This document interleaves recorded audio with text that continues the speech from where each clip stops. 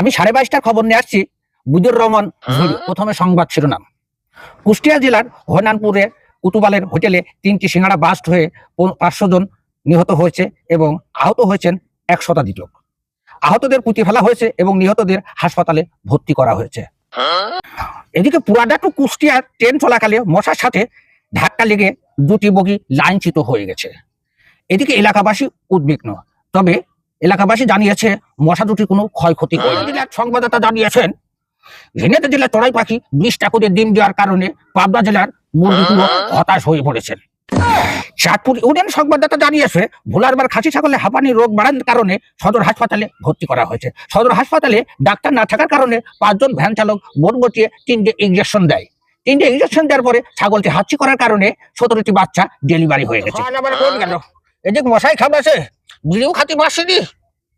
আরে কয়েলটা তো দিয়ে যা দিদি।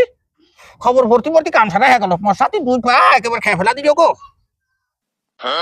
চলে যাচ্ছে আন্তর্জাতিক সংবাদে। এদিকে চাঁদের দেশে পাতাকপি এবং ফুলকপির বাম্পার ফলন হওয়াতে কৃষকদের মাঝে উল্লাসিত ভাব দেখা দিয়েছে। তারা নাকি এবার মঙ্গল গ্রহে পানিপথে পাতাকপিগুলো ইম্পোর্ট করবে। জানাচ্ছি আবহাওয়ার খবর। মিডিয়ায় তো খেয়ে আনি আবহাওয়ার খবর জানাচ্ছি। দর্শক বিন্দু আপনারা আমার সঙ্গে থাকবে। 2-3 মাস যে বৃষ্টি শুরু হয়েছে, 2-3 বছর ধরে এটা নাও ছাড়াতে পারে। আপনারা ইনে চিন্তা চেতনা করবেন না। আর সূর্য উদয় আগামী 10 বছর সূর্য উঠতেও পারে, নাও পারে।